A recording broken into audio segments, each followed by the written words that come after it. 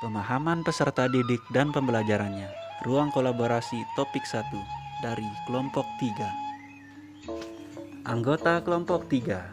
Yang pertama, Bayi Nuraini Cahya Khairani sebagai penyaji 3. Yang kedua, Faisal Gunawan sebagai penyaji 4. Dan yang ketiga, Putri Ayuning Tias sebagai penyaji 2. Dan yang terakhir, Yolanda Praptiwi sebagai penyaji 1. Eksplorasi konsep. Teori belajar sendiri dibagi menjadi 3. Yang pertama adalah teori behavioristik yang menekankan pada perilaku. Yang kedua adalah teori sosial kognitif yang menekankan manusia dengan lingkungannya. Yang ketiga, teori konstruktivisme yang menekankan pada pengalaman belajar manusia. Lalu, bagaimanakah penerapan teori behavioristik di dalam kelas? Penerapan teori behavioristik di dalam kelas dapat dilakukan dengan cara sebagai berikut. Seorang guru harus mengetahui terlebih dahulu apa yang akan disampaikan sebelum menjalankan materinya.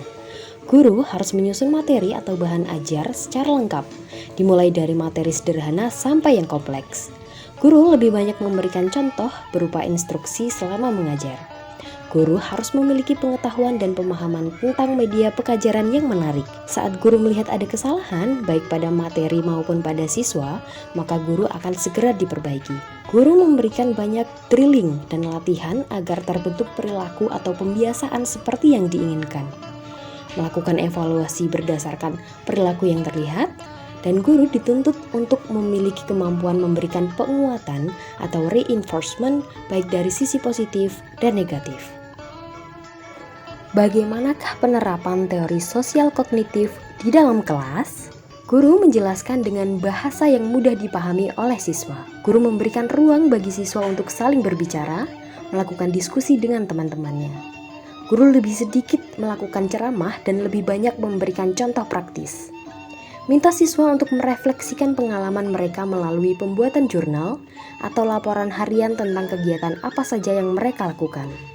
Mendorong diskusi berdasarkan apa yang diajarkan dengan meminta siswa untuk menjelaskan materi pembelajaran di depan kelas dan ajak siswa lainnya untuk mengajukan pertanyaan agar suasana dapat hidup. Membantu siswa menemukan solusi baru untuk suatu masalah agar dapat mengembangkan cara berpikir kritisnya. Minta siswa untuk memberikan penjelasan tentang ide atau pendapat yang mereka miliki, membantu siswa dalam mengeksplorasi dan memahami bagaimana ide-ide bisa saling terhubung, dan meningkatkan pemahaman serta ingatan siswa melalui penggunaan visualisasi dan permainan dalam menyampaikan suatu materi. Kemudian, bagaimanakah penerapan teori konstruktivisme di dalam kelas? Penerapan teori konstruktivisme di dalam kelas dapat dilakukan sebagai berikut. Guru menyajikan topik yang menarik bagi para siswa. Siswa dapat menemukan sendiri materi yang akan dipelajari dan dikembangkan melalui berbagai media. Mendorong kemandirian dan inisiatif siswa dalam belajar dengan pemecahan masalah atau problem solvers. Guru mengajukan pertanyaan terbuka dan memberikan kesempatan beberapa waktu kepada siswa untuk merespon. Mendorong siswa berpikir tingkat tinggi atau higher order thinking. Siswa terlibat secara aktif dalam dialog atau diskusi dengan guru dan siswa lainnya. Siswa terlibat dalam pengalaman yang menantang dan mendorong terjadinya sebuah diskusi aktif. Guru memberikan kesempatan seluas-luasnya kepada siswa untuk menguji hipotesis mereka, terutama melalui diskusi kelompok dan pengalaman nyata. Teman-teman, selanjutnya kita akan membahas mengenai apa saja sih model pembelajaran dalam konstruktivisme. Yang pertama, Zone of Proximal Development atau ZPT. Ini merupakan suatu tingkat yang dapat dicapai oleh seorang anak ketika ia melakukan perilaku sosial. Yang kedua, ada teori scaffolding. Scaffolding ini adalah memberikan dukungan dan bantuan kepada seorang anak yang sedang pada awal belajar, kemudian sedikit demi sedikit mengurangi dukungan atau bantuan setelah anak mampu untuk memecahkan masalah dari tugas yang dihadapinya. Selanjutnya, apa saja sih contoh model pembelajaran konstruktivisme? Yang pertama adalah metode problem solving. Di sini para siswa yang merumuskan pertanyaan-pertanyaan dan kemudian menganalisis serta menjawabnya, berarti ia telah mengembangkan tanggung jawab terhadap proses belajar mereka sendiri serta menjadi pemecah masalah. Yang kedua, ada refleksi. Di sini mengenai cara-cara guru mengajukan pertanyaan dan cara siswa merespon atau menjawabnya akan mendorong siswa mampu membangun keberhasilan. Yang ketiga, high order thinking. Di sini guru mendorong siswa untuk menghubungkan dan merangkum konsep-konsep melalui analisis, prediksi, justifikasi, dan mempertahankan gagasan atau pemikirannya. Selanjutnya ada diskusi kelompok. Di sini dialog dan diskusi yang merupakan interaksi sosial dalam atau menguatkan gagasan-gagasannya. Selanjutnya ada experiential learning atau learning by doing. Di sini peserta didik mencoba belajar melalui pengalaman empiris dan mempraktikkan melalui refleksi. Selanjutnya dicoba kembali hingga menemukan sendiri caranya untuk dapat berhasil. Selain itu, contoh model pembelajaran konstruktivisme adalah gini, ada Jigsaw. Jigsaw ini model pembelajaran yang materinya dibagi-bagi untuk melatih kemampuan siswa agar bisa mengajarkan sesuatu pada orang lain. Selanjutnya ada role playing atau bermain peran. Di sini merupakan model pembelajaran dengan cara bermain peran untuk mengajarkan siswa berempati dengan kasus yang akan dibahas dalam proses pembelajaran di kelas. Selanjutnya ada lagi metode induktif. Di sini pembelajaran dengan cara memberikan kasus, fakta, contoh atau sebab yang mencerminkan suatu konsep. Baiklah, di sini saya akan menjelaskan studi kasus, cara meningkatkan beberapa permasalahan siswa di sekolah dengan menggunakan teori behavioristik, sosial kognitif, dan konstruktivisme. Kasus yang pertama, Tania 7 tahun memiliki kemampuan rendah dan keinginan yang rendah untuk sukses. Hal yang bisa dilakukan dalam permasalahan ini menggunakan 3 teori, yaitu pertama behavioristik, di mana guru lebih memperhatikan hal kecil mendetail dari Tania saat di kelas.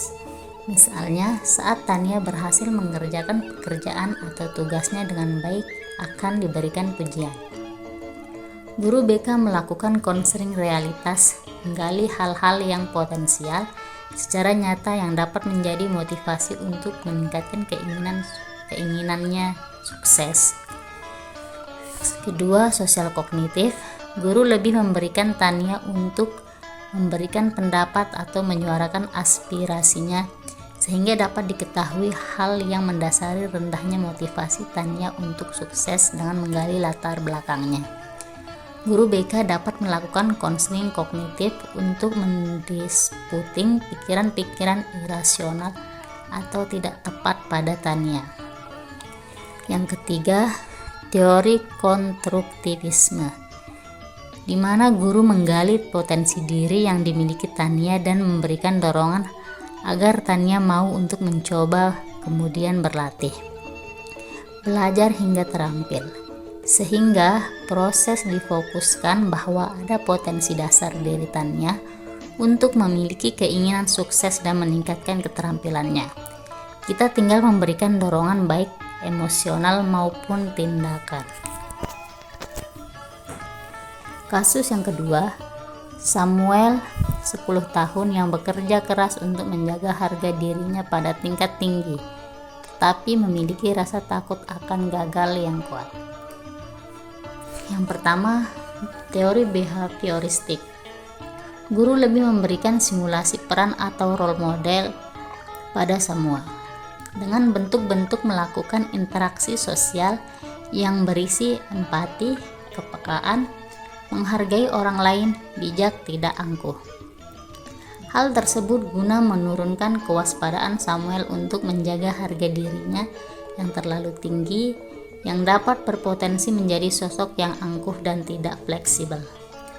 Kemudian, guna meningkatkan keberaniannya dalam mencoba adalah dengan memberikan ia kesempatan lebih saat di kelas untuk berpendapat ataupun melakukan praktik serta memberikan pujian saat berhasil. Yang kedua, teori sosial kognitif. Guru melakukan konseling individual dengan menggali penyebab dasar mengapa muncul perasaan ingin menjaga harga diri yang tinggi, dan ketakutan untuk mencoba dan gagal. Setelah penyebab ditemukan, maka perlu adanya bantuan dari konselor untuk mengubah sudut pandang atau mindset yang dimiliki Samuel.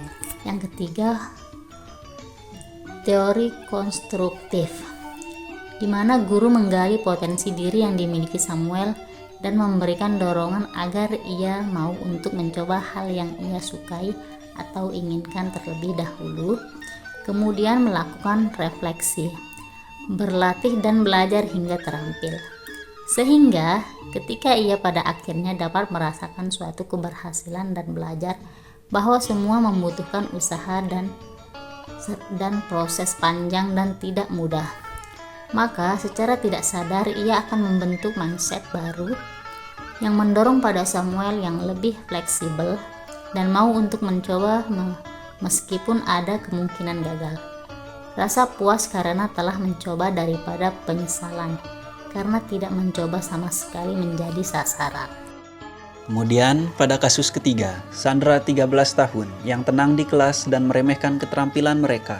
Pada kasus ini menggunakan teori behavioristik, guru melakukan konseling individual dan menggali penyebab dasar mengapa muncul pikiran atau perilaku meremehkan orang lain, mendeteksi antecedennya saat-saat apa saja perilaku itu muncul, kemudian mengendalikan konsekuensinya agar perilaku tersebut dapat dikurangi.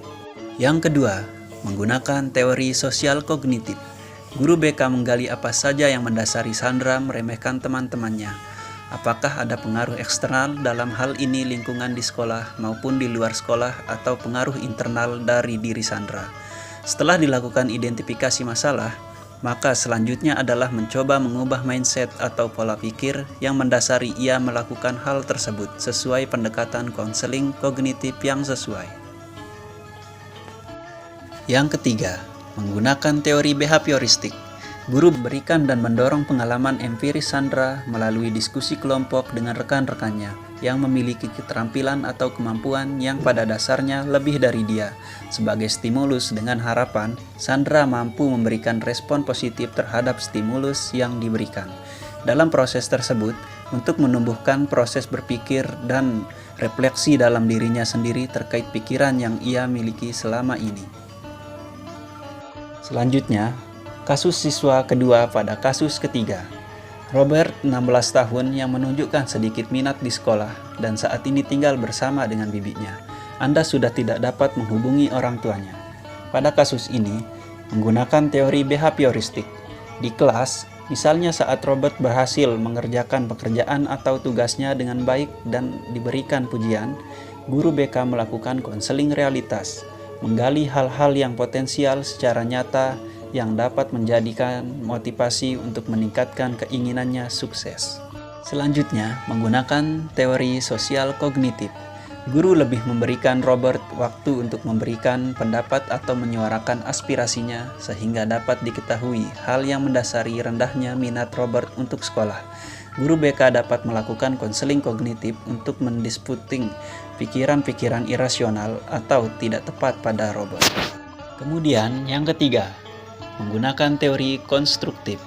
Guru menggali potensi diri yang dimiliki Robert dan memberikan dorongan agar Robert mau untuk mencoba kemudian berlatih, belajar hingga terampil, sehingga proses difokuskan bahwa ada potensi dasar diri Robert untuk meningkatkan minat belajarnya. Selain itu, secara humanistik, guru BK dapat melakukan home visit untuk membuat Robert merasa lebih diperhatikan dan mendapat sosok orang dewasa yang dapat diandalkan dalam hidupnya. Sekian pemaparan materi tentang eksplorasi konsep dari kelompok 3 pada mata kuliah pemahaman peserta didik dan pembelajarannya. Salam dan bahagia.